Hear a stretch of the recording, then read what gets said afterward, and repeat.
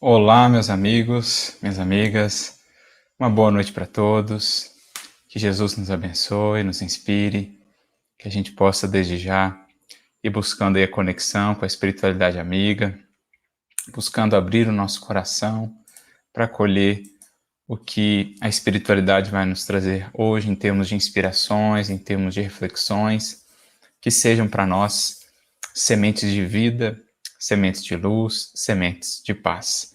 Então, uma alegria estarmos aqui novamente, mandando aqui o abraço, né, aos amigos que já estão aí conosco. Aqui no YouTube, o Ronaldo Santana, o Rodrigo Marques, a Beatriz Palha, sempre aí conosco, a Emília Gonçalves, lá de Santos, a Ângela Sobral, a Ângela Augusto, a Maria Badia Oliveira, a Luciana Regina, a Alexandra Carvalho, lá de Jundiaí, também aí, sempre acompanhando os estudos conosco. Aqui no Facebook já o grande amigo Jailson Oliveira, um grande abraço, meu amigo. No YouTube também a Patrícia Demarco, o Tavinho aqui no Facebook, um abraço, meu amigo. Deus lhe abençoe.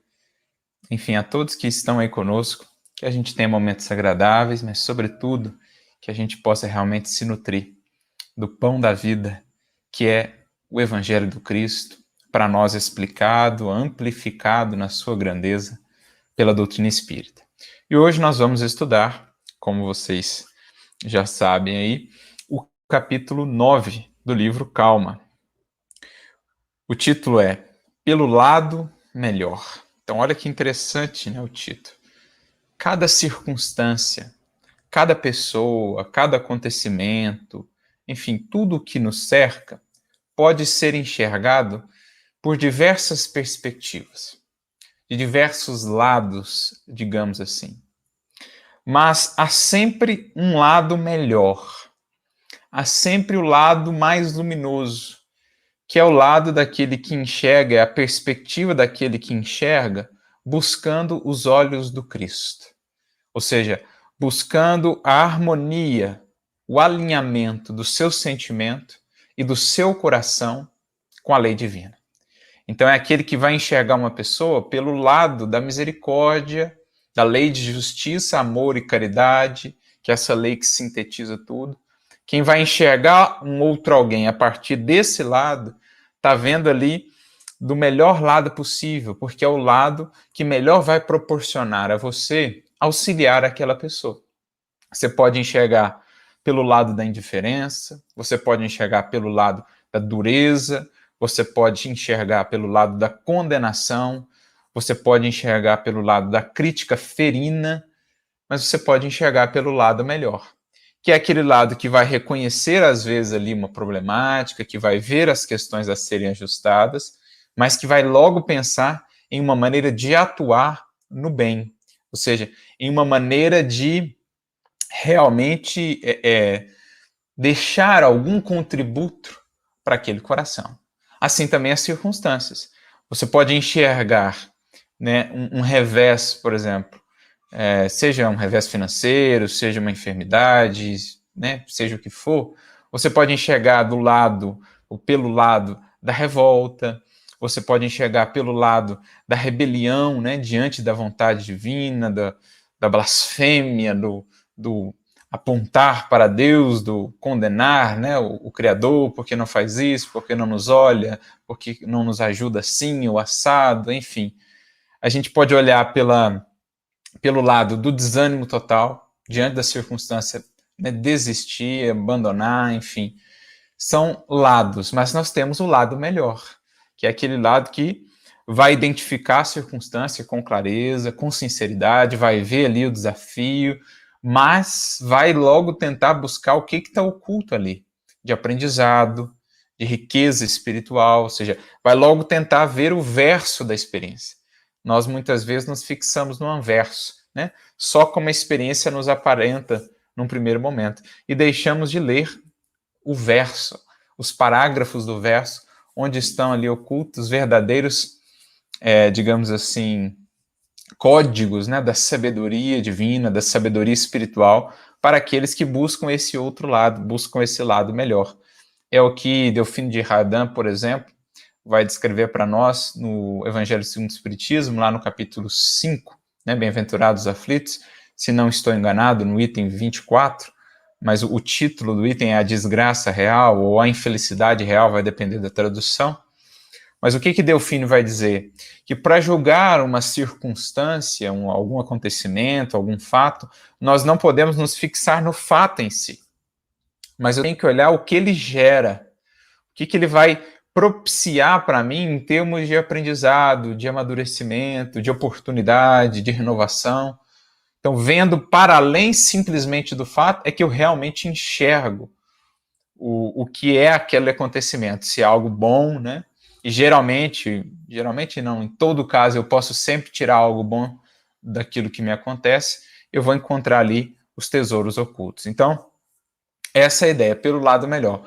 Nós precisamos desenvolver esses olhos, esse olhar que aprende a buscar esse lado melhor. É isso, num certo sentido, que Jesus quer dizer quando fala para nós no Evangelho daqueles olhos de ver. É porque em tudo Cristo identificava isso. O melhor a ser feito, o melhor para auxiliar aquele alguém, ainda que fosse o indivíduo mais complicado perante a lei, né? Mais comprometido em termos de quedas morais, o Cristo sempre encontrava um meio de deixar ali algo que pudesse contribuir para o seu crescimento, para a sua renovação. Então, esse olhar de Jesus, tem até uma mensagem do Emmanuel muito bonita nesse sentido, se chama O Olhar de Jesus, em que ele nos convida a perceber, entender um pouquinho melhor como era esse olhar do Cristo que buscava sempre esse lado melhor diante das circunstâncias e diante das outras pessoas. Então, esses olhos de ver que a gente está buscando desenvolver, porque são essenciais para a gente manter a calma. Se eu não tenho esse olhar para a vida, né? Um olhar calmo, um olhar sereno, um olhar que reflete, que busca esse lado melhor, eu não consigo jamais manter o equilíbrio, a harmonia. A todo momento eu estou sendo abalado, a todo momento eu estou em perturbação, porque a vida fora de mim é constante mudança. Né? A postura do outro pode ser completamente diferente do que eu esperava. O acontecimento, os projetos podem acontecer da maneira completamente diferente do que eu esperava. Se eu não tiver esse olhar com calma, analisar as circunstâncias, então dificilmente eu vou conseguir manter, né, esse equilíbrio interior, que é o que no fundo nós estamos buscando aqui. Então, enriquecer o nosso mundo interior, né, rogar ao Cristo, como lá o cego de Jericó um dia fez: Senhor, que eu veja. Jesus pergunta para ele: que queres que eu te faça? E ele responde, e cada um de nós deveríamos responder: Senhor, que eu veja. Que eu veja qual é o ensinamento dessa enfermidade. Que eu veja qual a lição que esse irmão que cruzou meu caminho está me dando. Que eu veja, né, o que essa circunstância diferente, inesperada, está me trazendo aí de convite.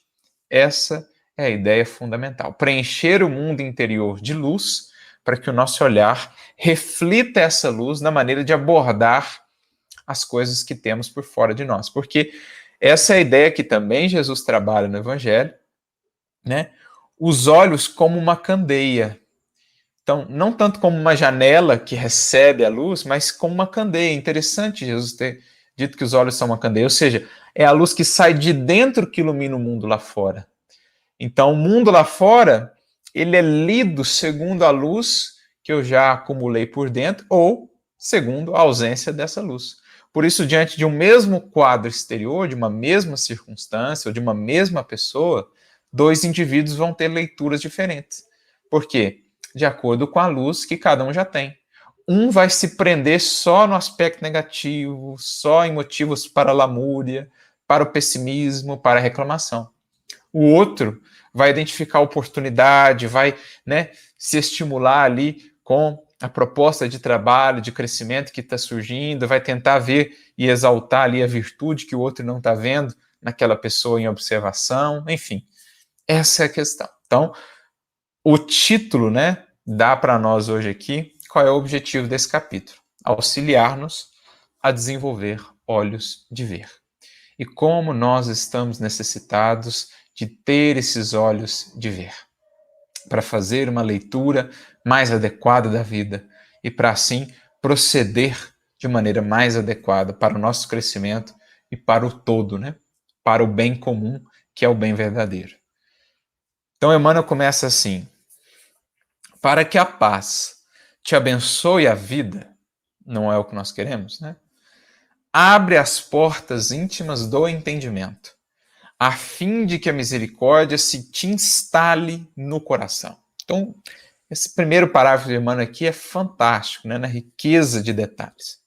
Então, ele fala dessa meta nossa desde lá do prefácio. A paz, a calma, a serenidade. No fundo, são nomes diferentes para a mesma coisa que todos nós buscamos.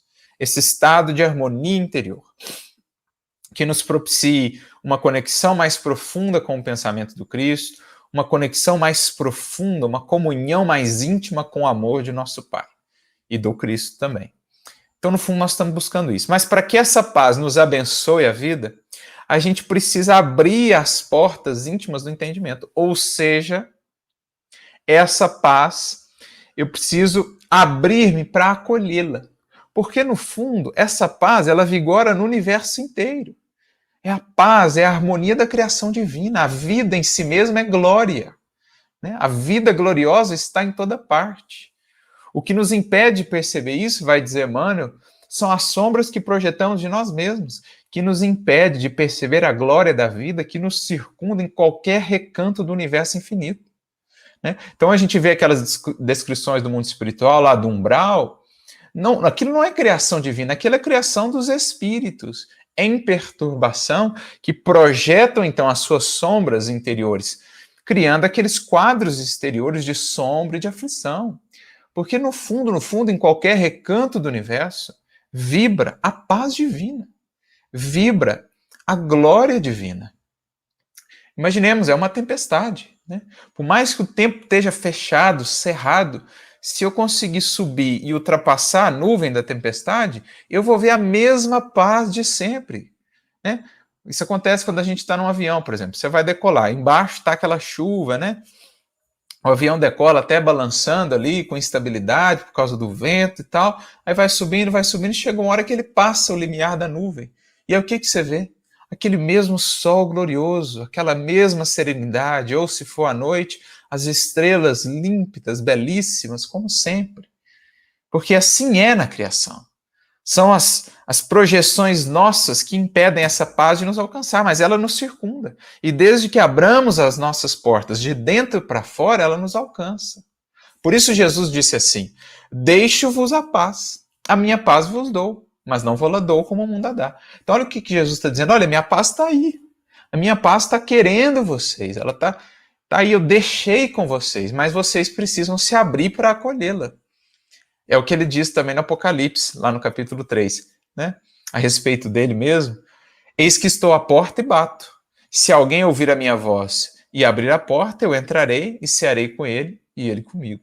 Então olha que riqueza, que beleza essa fala de Jesus. Ele bate à porta de todos os corações na terra. Porque o Cristo é um amor que busca. É o bom pastor que vai atrás da ovelha. Jamais violenta, consciência alguma, mas ele busca. Ele vai atrás. Ele faz o esforço, o movimento de ir atrás, de envolver no seu amor, na sua misericórdia. Fez assim com Saulo, fez assim com tantos, fez assim conosco, através dos seus mensageiros, né, que nos resgataram aí dos abismos em que já caímos no pretérito sombrio. Ele nos buscou, ele nos tem buscado e sempre, cada vez mais. Mas é preciso abramos as portas do entendimento para que essa paz se instale dentro de nós, juntamente com a misericórdia. Então, portas do entendimento. É bonito isso, né? Para que eu conserve a paz, a felicidade verdadeira, eu preciso olhar para os meus irmãos com entendimento.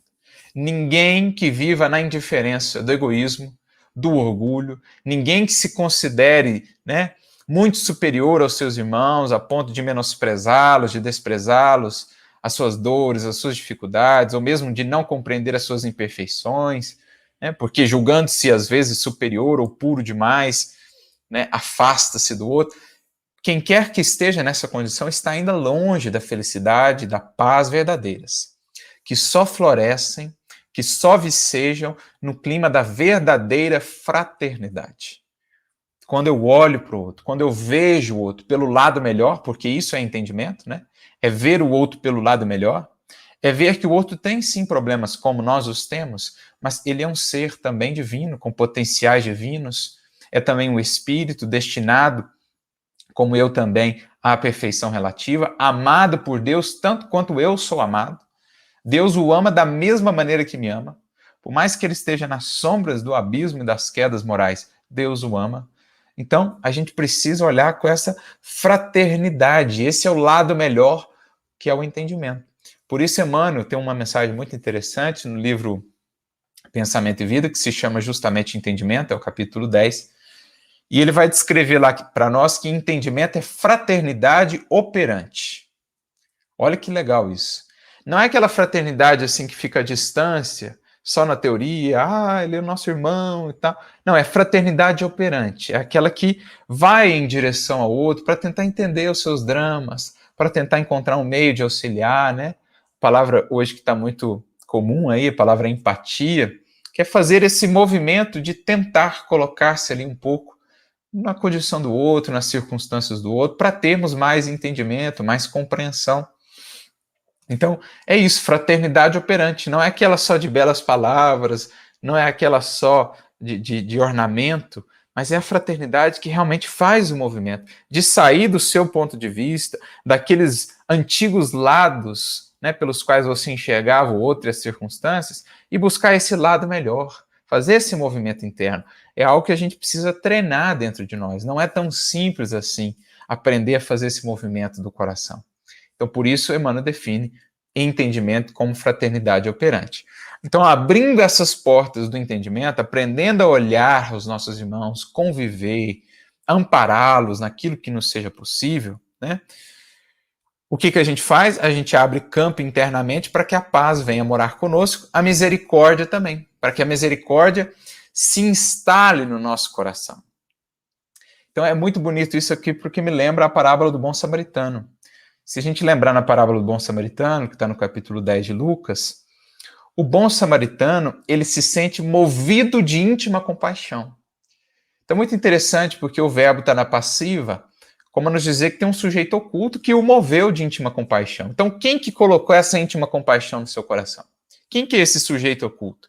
Que inspira compaixão a todos os seres do universo. Deus. Na Terra, aí, né, representado também pelo Cristo. Então, como ele já havia aberto as portas do seu coração ao entendimento, essa misericórdia conseguiu espaço no seu coração. Fez vibrar as fibras do seu coração e ele então operou aquela fraternidade operante de auxiliar o homem caído. Agora, os outros, né, o sacerdote e o levita, passaram a distância, porque ainda de portas fechadas ao entendimento, ficaram presos nos julgamentos. Mas sabe-se lá se ele não é um ladrão, sabe-se lá se ele não é um malfeitor. Ficaram presos ali nas questões exteriores. Vai que ele é um samaritano, vai que ele é um gentio, não posso tocar nele. Ficaram presos nisso, muitas vezes, né? Nessa nossa postura religiosa, ancorados numa fraternidade teórica, exaltando os méritos, as virtudes da fraternidade do bem na fala, mas muito distante de uma prática. Eles passaram a distância e não puderam sentir aquela misericórdia que moveu o coração do samaritano, porque as portas do entendimento estavam fechadas. Então, aqui ele resume para nós, né, num certo sentido, Emmanuel, o que está na parábola do bom samaritano. Porque ele tinha essas portas abertas, é que a misericórdia se instalou no seu coração e ele agiu. Os outros, ainda muito cerrados, não sentiram essa misericórdia. Ninguém nega o mérito da crítica construtiva nascida nos mananciais da justiça. Contudo, quanto puderes, deixa que a compreensão nascida do amor te presida as manifestações. Então, por vezes, somos convidados aí, né, especialmente quando se trata do bem coletivo, a trazer aí as críticas construtivas, no sentido de melhorar um trabalho, de melhorar uma atividade, de algo que não está sendo bem feito, né, no âmbito da sociedade, as cobranças construtivas para aqueles que estão aí nas esferas administrativas. Mas a grande pergunta é realmente construtiva a crítica que eu tenho feito? Porque quando ela nasce do manancial da justiça, quando ela visa corrigir atos, quando ela não busca condenar, diminuir pessoas, ela tem a sua razão de ser. Especialmente, como dizia, quando visa o bem comum. Está lá, por exemplo, na questão, no Evangelho segundo o Espiritismo, o último item do capítulo 10. Pergunta-se, né, a São Luís, Kardec faz a pergunta, se por vezes é necessário ou é interessante revelar o mal de outrem, os equívocos de outrem. E o São Luís vai então responder, olha, quando isso vai prejudicar a mais de uma pessoa, vai prejudicar muitas pessoas, é razoável que a gente coloque isso em pauta, que a gente traga aí uma crítica construtiva para analisar e tal, mas o ato, né? Analisar o procedimento, analisar aquilo que não está sendo feito de acordo com os paradigmas da justiça, do bem, da fraternidade. Agora, a pessoa não nos cabe nunca julgar, porque a pessoa, nós não conhecemos a sua trajetória, nós não conhecemos as reais intenções que a moveram, nós não conhecemos todas as circunstâncias envolvidas, enfim, isso cabe somente a Deus e a consciência dela, no fundo, que expressa, né, essa lei divina. Agora, os atos, especialmente nessa circunstância, a gente pode ser chamado a trazer aí as críticas construtivas. Só que o que acontece é que muitas vezes a gente recorre a isso para misturar nesse mesmo balaio as críticas ferinas, as críticas destrutivas. Não é uma crítica construtiva eu rotular o outro com a palavra chula, eu desmerecer os familiares do outro, né, ofender a família do outro, ofender o outro, né, utilizar de palavras de baixo calão, chulas, enfim, colocá-lo na posição de um ser desprovido de qualquer valor, desprovido de qualquer humanidade, por mais equivocado que o ser esteja. A gente precisa aprender a separar, né, o equívoco do indivíduo. Como diz, o Emmanuel tem uma mensagem nisso, acerca disso, no livro Pão Nosso, capítulo 122, Pecado e Pecador. Separar o pecado do pecador. Porque deveremos contribuir, sim, para as correções do pecado no mundo, isso é, dos desvios, dos afastamentos, né, que todos nós temos ainda, da lei divina. Então, nós estamos contribuindo uns para com os outros nesses ajustes dos nossos, entre aspas, aí, pecados, nesse sentido, né? Agora, o pecador, o ser em si, é um espírito, né, que só Deus realmente pode penetrar em toda a sua profundidade, das suas intenções, das suas motivações. Então, por isso a gente vai ver tantas vezes no Evangelho, Tiago mesmo vai dizer, e quem és tu que julga o teu irmão, usurpando o lugar que cabe só a Deus? Então, uma coisa é o ato, né? O próprio juiz da terra, quando ele está julgando o ato, não a pessoa em si. E quanto mais, né, quando a gente fala em termos espirituais.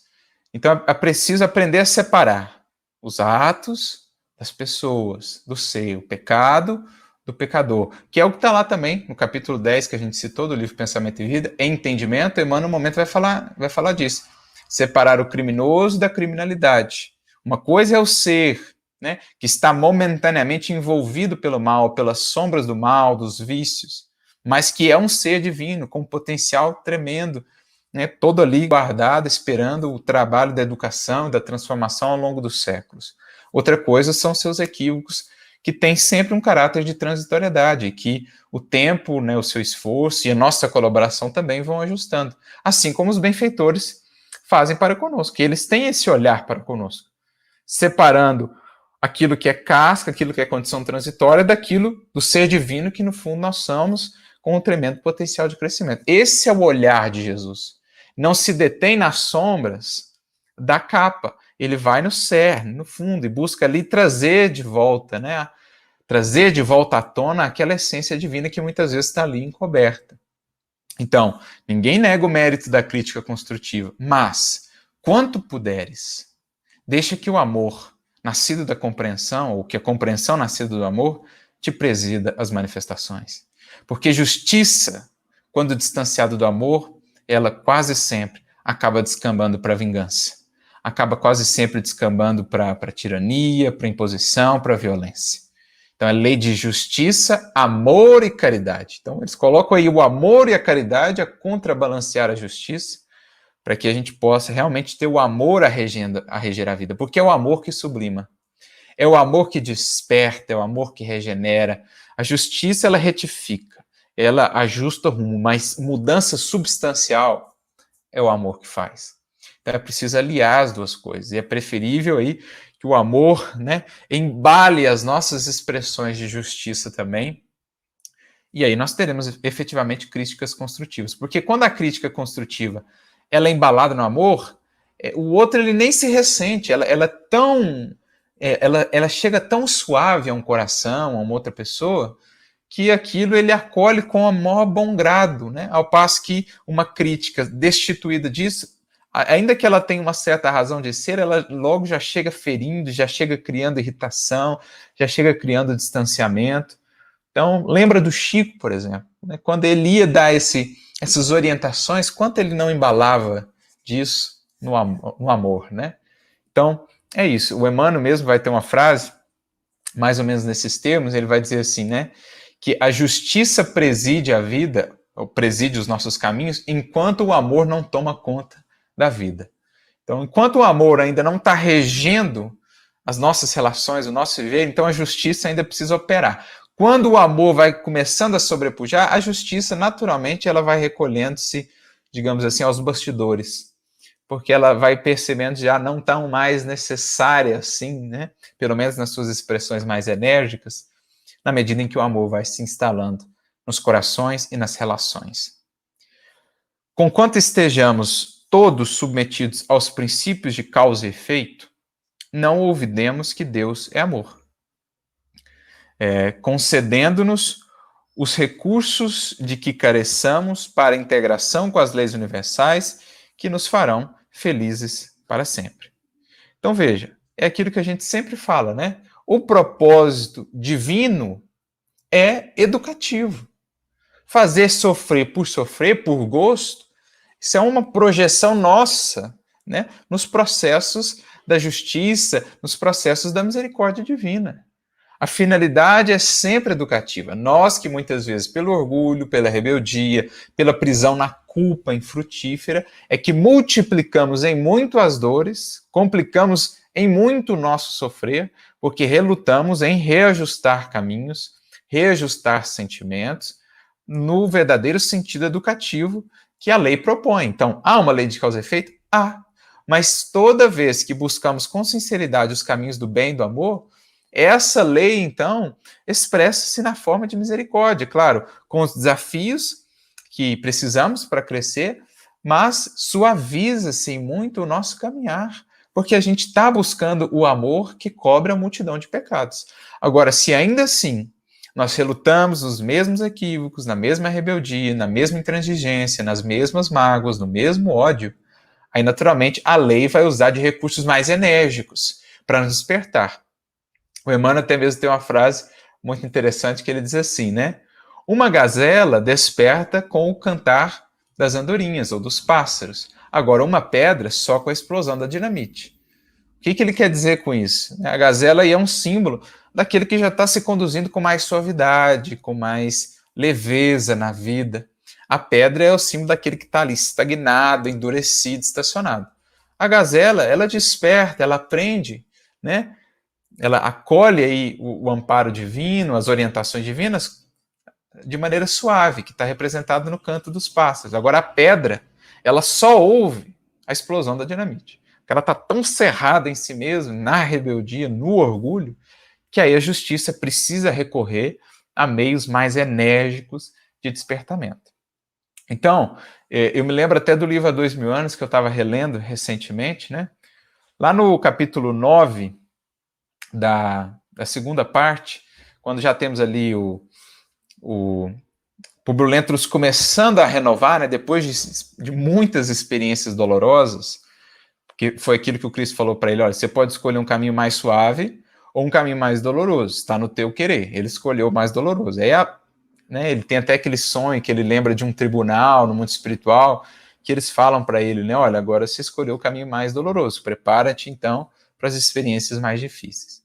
E aí ele passa por todas aquelas experiências, não vou dar spoiler aí, mas lá no capítulo 9 da segunda parte, ele chega no finalzinho do capítulo a uma conclusão interessante. Ele chega assim, a dizer assim, olha, estou começando a concluir aqui, e ele já tinha, né, a visão de múltiplas existências naquele período, estou começando a concluir aqui que a expiação no mundo não seria necessária se compreendêssemos melhor o bem e o praticássemos por atos, palavras e atitudes. Então, olha o que ele está dizendo. A expiação no mundo não seria necessária, pelo menos não tão necessária, se nós bem soubéssemos aplicar o bem. Seguiríamos mais pelo caminho das provas, que nos fazem crescer, mas as expiações não seriam tão necessárias. São, ainda muitas vezes, por conta justamente dessa resistência, dessa rebeldia que nós mesmos criamos, né, complicando os nossos próprios caminhos. Aí a lei divina recorre a meios mais enfáticos de despertamento. Então é isso que ele está dizendo aqui, ó. Há uma lei de causa e efeito, mas Deus, acima de tudo isso, é amor. Se eu busco, portanto, o amor, essa lei de causa e efeito vai me alcançar, digamos assim, suavizada, porque já há aí o amor, né, expressando esse próprio reajuste, já há um movimento espontâneo de melhoria por mim mesmo, sem que seja preciso, assim, um chamamento mais enérgico para fazer essa melhoria. Essa é a ideia da frase de Pedro, né? O amor cobre uma multidão de pecados. Quanto mais a criatura se aplica a amar, mais ela está se regenerando, mais ela já está removendo as raízes de aflição nela mesma, evitando experiências mais dolorosas e mais complicadas. Então, seguindo aqui, para que a misericórdia te ilumine os sentimentos, considera os nossos irmãos em humanidade pelo lado melhor em que estimariam estar agindo. Então, para que a misericórdia venha iluminar o nosso coração, eu preciso buscar o olhar do Cristo. Eu preciso buscar esse olhar compreensivo, tentando, né, fazer uma leitura ali do meu irmão, dos seus procedimentos, considerando assim o que o levou até ali, né? Quantas lutas ele não travou até chegar ali, quantas dificuldades ele não resistiu até proceder assim, né? Quantas restrições, quantas, enfim, injunções da vida ele não passou até chegar àquela condição, àquela queda, aquele tropeço. Tentar identificar os elementos que muitas vezes não são vistos, os elementos ocultos por trás da dor, por trás daquele que cria a dor para outros. Ele em si mesmo dá aquilo que já tem, porque aquele que cria a dor no outro é alguém já por si mesmo, né, digno de compaixão porque sofre, ainda que não reconheça de pronto. Às vezes está tão, digamos assim, o seu sentimento está tão enrijecido, né, que ele não consegue nem sentir que ele está sofrendo. E nesse movimento faz outro sofrer, porque ele dá daquilo que no fundo tem. E por isso tem até uma mensagem que eu lia esses dias, né, de Jesus conversando com Simão Pedro, uma mensagem de Humberto Campos, e ele falando com os aprendizes, candidatos a aprendizes, na verdade, do Evangelho. A mensagem se chama Aprendizes e Adversários. E aí eles começam a perguntar para Jesus, não, mas e aqueles que nos ferem, e aqueles que nos ofendem? E aí o Cristo vai sempre respondendo, não, perdoar mais, compreender mais, porque já são muito dignos de compaixão. Aquele que desce ao pântano da calúnia, aquele que desce ao pântano, ao abismo da criminalidade, ele já é muito digno de compaixão, porque já tem em si mesmo muita dor, né? E mais cedo ou mais tarde há de perceber isso. Então, buscar esses caminhos aí da compreensão. Esse era o olhar de Jesus. Ele não via apenas Saulo o verdugo, ele via aquele coração sofrido, perdido, em meio ali aquelas sombras criadas pelo seu orgulho, pela sua vaidade, que no fundo trazia um sincero desejo de servir a Deus, mas que havia sido ali perdido ou abafado em meio do seu amor próprio, do seu orgulho, e o levava então àquela postura de ódio, de agressividade. O Cristo via aquele coração sofrido e vai em busca daquela ovelha, né, para trazê-la de volta ao redil e fazer dela uma servidora, fazer dele um grande colaborador do Evangelho. Assim tem sido ao longo dos séculos conosco. A gente vai lendo as obras de André Luiz, a gente vai lendo como é que os espíritos benfeitores olham para os espíritos em queda. Eu estou relendo agora o Sexo e Destino. Mais de uma vez na obra, o André Luiz olha assim para o Félix, que é o benfeitor da obra, e fala assim, meu Deus, onde eu vi ali apenas uma irmã completamente equivocada, né, perdida nos prazeres, etc., ele vê ali uma um coração sofrido, onde eu vi ali o criminoso, etc., ele vê ali, né, um filho da alma precisando de auxílio. Assim é o olhar desses benfeitores, porque eles vão buscar o que está para além das aparências, aquilo que está oculto no coração, que fere um coração ferido, né? As chagas de um coração ferido. Então agora ele começa a trazer para nós aqui uma série de exemplos do que é ou do que pode ser esse olhar, né? Esse olhar pelo lado melhor, para que a misericórdia de fato ilumine os nossos sentimentos. Aí ele começa dizendo assim, ó, esse companheiro abandonou as tarefas que lhe competiam na seara do bem. No entanto, provavelmente, adotou essa medida não por espírito de infidelidade aos compromissos assumidos, e sim por lhe ter faltado a precisa resistência. Então, talvez ele deixou o trabalho não porque faltou-lhe fidelidade ao compromisso, mas porque, né, claro que vai ter invigilância, vai ter uma série de fatores que muitas vezes nós não alcançamos, mas lhe faltou a resistência, ele não conseguiu naquele momento sustentar aquela resistência e acabou se afastando, né? Então, assim, é buscar aquilo que Pedro foi aprendendo com Jesus. Pedro que tinha muito essa posição de não olhar pelo lado melhor os outros. Pedro, ele olhava sempre pelo lado da dureza, da intransigência, de destacar o erro, de destacar as imperfeições, de destacar os vícios. E aí Jesus diz para ele, na última ceia, antes um pouco dele ter ali, né, as 3 negações. Jesus fala para ele, Pedro, você vai descobrir essa noite ainda.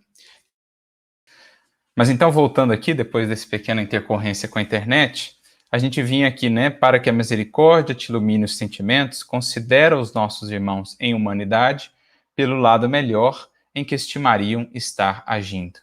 E a gente lembrou o caso de Simão Pedro, que aprendeu exatamente isso com Jesus. Ele que era muito fechado, né, nesse pior lado sempre das coisas e das pessoas, sempre com muita dureza, muita intransigência, ele ouve do Cristo, na última ceia, aquilo que haveria de marcar a sua vida.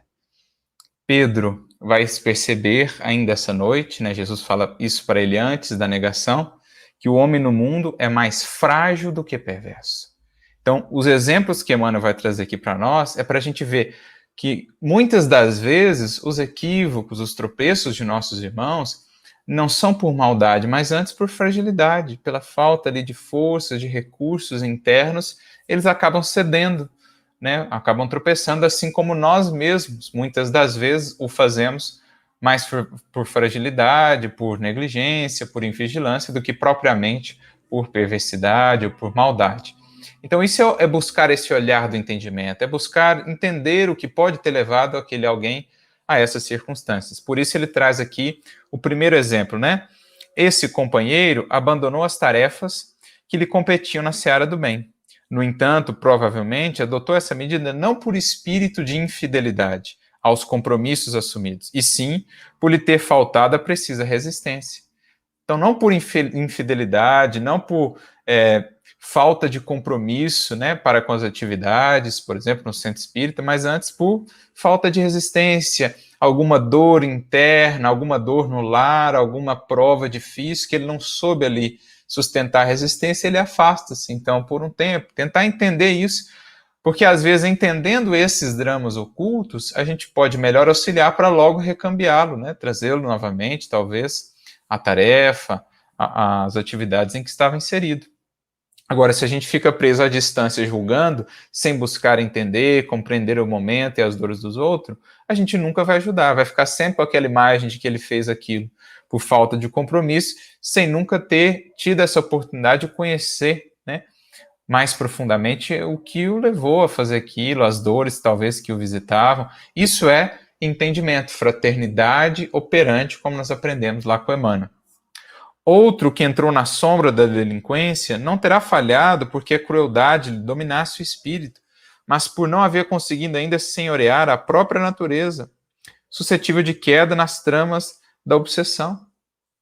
Então, o próprio Paulo, num certo sentido, né, ele tinha bondade ali no coração, ele tinha fidelidade à lei divina, mas como ele deixou o orgulho, a vaidade assomando, né, governando a sua natureza, as suas paixões, e naturalmente ele foi envolvido nesse processo, né, por espíritos que queriam afastá-lo do caminho, ele entrou naquele clima até assim de cometer o que ele cometeu, né? Mas muito mais por causa disso, ainda por não ter conseguido plenamente senhorear a sua natureza apaixonada, ele foi levado àqueles extremos, né? Deixou-se levar àqueles extremos. Então Cristo vem corrigir, chama ao reajuste, para que ele então, senhoreando-se melhor de si mesmo, pudesse recambiar e reajustar os caminhos. Aquele outro que desertou das obrigações domésticas não haverá fugido aos próprios deveres por falta de amor aos familiares, e sim por lhe esmorecerem as forças no trato com as responsabilidades da vida. Outro ainda deslanchou para esse ou aquele hábito infeliz, não porque assim o desejasse, mas temendo resvalar na criminalidade a que se sentia impelido pela insistência de longas tentações. Então a gente viu aqui alguns exemplos, né, de quadros do cotidiano. As criaturas, todas elas estão sujeitas a lutas, tentações, dores que nós desconhecemos. Então, ao invés de ficarmos presos àquela primeira imagem, pelo lado que não é o melhor, pelo lado já da sombra, pelo lado já da condenação, da crítica ferina e destrutiva, ao invés disso, façamos movimento da fraternidade operante, do entendimento, buscando o lado melhor, o melhor jeito de amparar, o melhor jeito de ser útil, respeitando as escolhas do outro, naturalmente, né? Mas tendo aí essa postura de fraternidade. Deixa que a misericórdia te auxilie em todas as ocorrências, a fim de que possas tudo interpretar pelo lado melhor das pessoas e situações do caminho. De modo que o lado melhor de teus problemas próprios seja também visto. Então, na medida que a gente busca essa misericórdia para com os outros, no momento em que sejamos nós aqueles inseridos nessas lutas, nesses dramas, o nosso lado melhor também vai ser buscado, até em espírito de gratidão e de simpatia, por aqueles outros que auxiliamos, pelos benfeitores espirituais daqueles outros que auxiliamos, que a gente se esquece disso, né? Quando a gente está auxiliando alguém, né, que se considera ou que está no mundo ali, que é considerado, né, perdido, equivocado, nós estamos ali alcançando também a simpatia, a gratidão de espíritos bondosos, de espíritos amorosos que velam por ele, às vezes há séculos, e que então passam a congregar esse nosso círculo de amizades, de simpatia, granjear amigos, já dizia o Cristo, né? Então eu me lembro o livro Ação e Reação, o Druso lá e o seu filho, né, o Silas, que era assistente ali, ambos naquela colônia que André Luiz estava ali estagiando, né, acho que é Mansão da Paz o nome, várias vezes eles vão dizer isso, olha, eles estavam ali trabalhando, preparando as futuras reencarnações, a futura reencarnação, mas granjeando simpatia, granjeando apoio, granjeando amizades, para que na próxima experiência material estivessem mais secundados desse apoio, desse amparo, para bem exercitarem essa nova experiência que teriam na matéria. Então, auxiliar, buscar esse lado melhor, porque assim a gente vai granjeando também simpatia quando fomos nós aqueles que estaremos no chão, os caídos. Então, teremos também aqueles que nos estenderão as mãos, assim como nós o fizemos. Então, bem-aventurados os misericordiosos, porque alcançarão eles também misericórdia. É preciso buscar, então, esse lado melhor, que é o lado de Deus. Né? Emmanuel tem uma mensagem no livro Segue-me, intitulado Do Lado de Deus, em que ele nos diz para nunca nos fixarmos só nas sombras, no excesso de sombras que muitas pessoas vão acrescentando em torno de uma pessoa, de um fato, de uma ocorrência. Busquemos o lado de Deus, que é Pai de todos, que ama a todos e que é um Deus de amor, porque então a gente sempre vai encontrar recursos inspirados por Ele de melhor operar. Lembremos-nos de que Deus, né, conclui ele, nos governa a cada um pelas forças da justiça, mas nos compreende e espera a todos com infinito amor. Então Deus nos governa com a justiça, porque sem a justiça o mundo seria um caos. Se não colhêssemos aí o que semeamos, se não existisse um movimento aí de retorno, né, uma lei de causa e efeito, mostrando-nos que determinadas posturas e caminhos não são os mais adequados, o mundo seria um caos. Então a justiça governa e mantém a ordem no universo. Mas entremeando essa ordem, essa justiça, está aí a própria força da vida, que é a força do amor. essa silenciosa esperança, como nos diz Emmanuel no último capítulo do Pensamento e Vida, que espera todos os seres e que acalenta todos os seres no degrau evolutivo em que estão. Essa é a força realmente da vida, a força impulsionadora da vida. De nossa parte, uns diante dos outros, saibamos igualmente compreender e esperar. Como Deus tem nos compreendido e esperado há milênios incontáveis, como Cristo tem nos compreendido há séculos incontáveis, assim como benfeitores que nos amam profundamente, que saibamos, acessando isso, nos lembrando e sentindo isso, a gente possa ter isso também, pelo menos ainda em parte, no máximo que já possamos dar para com os outros. Compreensão e esperança. Compreensão e paciência. Esse é o lado melhor que nos cabe cultivar para que o nosso lado melhor seja também sempre alimentado e enriquecido pelas próprias forças e pela dinâmica da vida. Então eram essas as nossas reflexões. Pedimos aí perdão pela pequena intercorrência com a internet, mas agradecemos a todos os corações amigos que aí estiveram conosco, né? Nos amparando com os comentários, com as reflexões. A Aninha até diz aqui, né? Se bem conheço o Arthur, ele está apreensivo de nos tomar o tempo, se seguimos aguardando. E a gente até tentou aqui, Aninha, outro jeito aqui, usar o 4G, mas realmente deu uma complicaçãozinha assim, e a internet só depois de um tempinho ela voltou, mas assim que voltou, já estivemos aqui de volta. Que mais? Mais algum comentário aqui? Bom, até para não estendermos muito, né, que sabemos que os amigos têm o tempo, o prazo, a gente agradece então pela presença aqui da Dália Teixeira, da Patrícia Tavares, do José Carlos Teófilo, do Rodrigo Marques, que nos diz aqui, né, entre os espinhos de renúncia, as flores do amor, está habilitado a exercer a justiça, em nome do Pai. Bacana isso no livro Jesus no Lar, né? A frase inteira é: somente aquele que aprendeu intensamente com a vida, estudando e servindo, suando e chorando para sustentar o bem, entre os espinhos de renúncia e as flores do amor, estará habilitado a exercer a justiça em nome do Pai. Então, olha que bonita, né, essa definição, está lá no livro Jesus no Lar. Só conhecendo mesmo a realidade das dores, das angústias humanas, sentindo aí os espinhos, né, e também as flores, é que a gente vai estar aí habilitado a realmente exercer a justiça e com mais propriedade exercer o bem em nome do nosso Pai. Então, que Jesus abençoe a todos vocês. Gratidão aí pela paciência, pelo carinho. Uma ótima semana e nos vemos então na próxima quarta-feira, dando prosseguimento aqui com os nossos estudos da série Calma. Um grande abraço para todos. Fiquem na paz de Jesus.